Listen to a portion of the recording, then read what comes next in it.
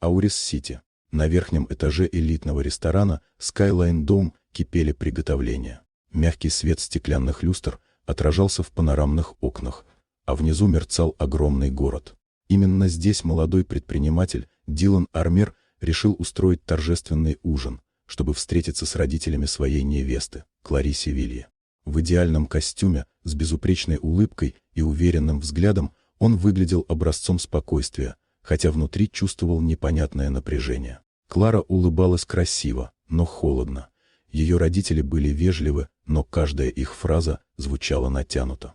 Пока официанты расставляли блюда, Дилан обратил внимание на одну девушку, Юну, молодую сотрудницу ресторана. Ее руки дрожали, будто она едва держалась. Когда она наполнила его бокал, он уловил тихий аромат цветов и заметил, как сильно девушка старается избежать его взгляда.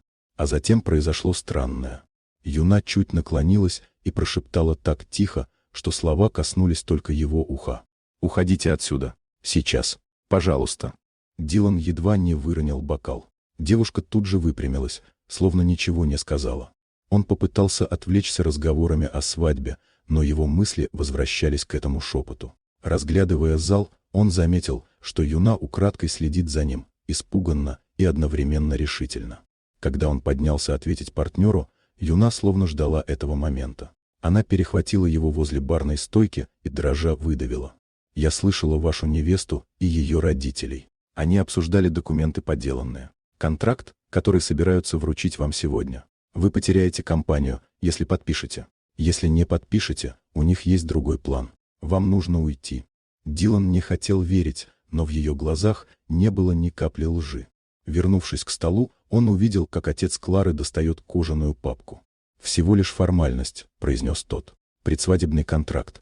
Клара улыбалась, но в этой улыбке Дилан вдруг увидел невесту совершенно другим человеком. «Я позвоню своему юристу», — спокойно сказал он, закрывая ручку.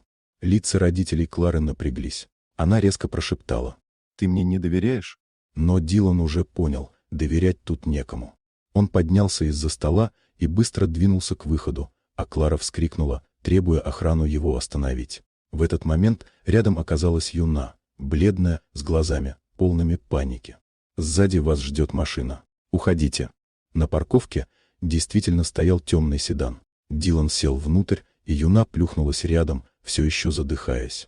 Уже на ходу она сказала: «Меня зовут Юна Рэй. Раньше я работала у брата вашей невесты.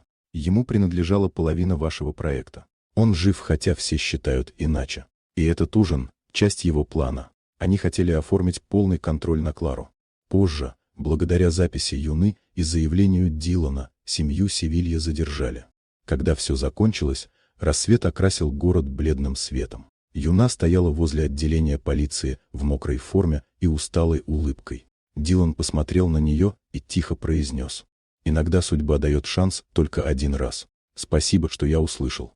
Юна опустила взгляд, но на ее лице появилась мягкая улыбка. Утро в Аурис-Сити казалось новым началом, чистым, честным, свободным от тех, кто скрывал ложь под блеском роскоши.